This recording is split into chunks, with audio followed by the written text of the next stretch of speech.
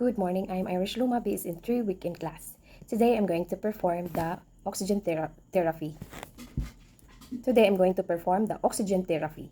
What is oxygen therapy? This is a treatment that provides you with extra oxygen to breathe in. It is also called supplemental oxygen. The purpose of this is to treat medical condition in which the tissues of the body do not have enough oxygen. This is the key treatment in respiratory care of the patient. Always remember that before any procedure, you should wash your hands and check the doctor's order, and you should greet the patient, introduce yourself, and explain the procedure to the patient. In giving oxygen therapy to our patient, you should know the part first of the oxygen. This is the oxygen gauge, and this is the flow meter, the flow adjuster, the humidifying cup, pressure gauge, and this is the on and off for the oxygen na imo siyang i-on kung para makuha ang hangin. And then this is the nasal cannula. So the nasal cannula has the prong and the connector. So this is the one you're going to connect in the oxygen output. Then you should insert here, and then you check the order of the doctor if pila ang ipahatag na oxygen. So mostly is 3 to 4 liters ra ana lang. Then before nimo siya i-insert sa nose sa patient, check if there is air. So if nabay nigawas na hangin, oxygen, and then insert. Now you can insert this to the nose of your patient.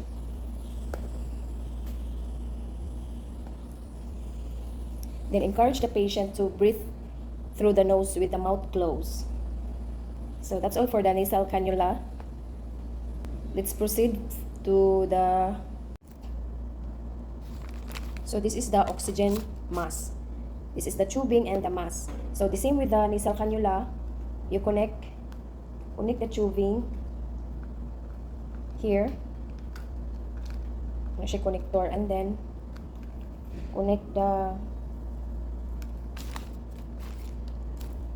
or attach the oxygen mask, the tubing, to the oxygen tank. And then wait, tang.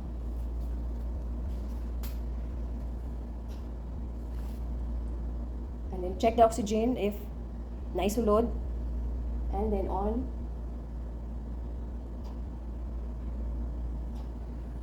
If face mask is usually 10 liters ang gina-order sa doktor. So before that, you should check the flow rate kung pila gi-order sa doktor. And then if katong mask nga na ay, if the mask have the reservoir, you should fill first the reservoir with air. Imo siya siyang butangan og air before nimo siya ipasuot sa patient.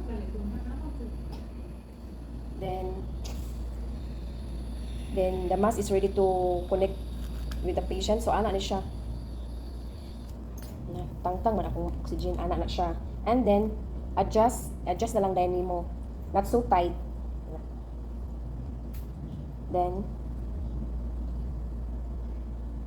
ana ra. If the patient reports any irritation or redness, use gauze pads under the elastic strap at pressure points to reduce irritation to ears and scalp of the patient. In the oxygen tent, you should explain what you are going to do and the reason for going to it to the patient and parents or watchers of the patient. Then calibrate the oxygen analyzer according to the manufacturer direction. Place the tent over crib or bed. Connect the humidifier to the oxygen source in the wall and connect the tent tubing to the humidifier. Adjust the flow rate as ordered by the doctor. Check that oxygen is flowing into the tent. Turn analyzer on. Place oxygen analyzer proof in the tent out of the patient reach. Adjust oxygen as necessary based on sensor readings. Once oxygen level reach the prescribed amount, place patient in the tent. Roll small blankets like a jelly roll and tuck tent edges in under blanket rules as necessary. Encourage patient and family members to keep tent flap closed.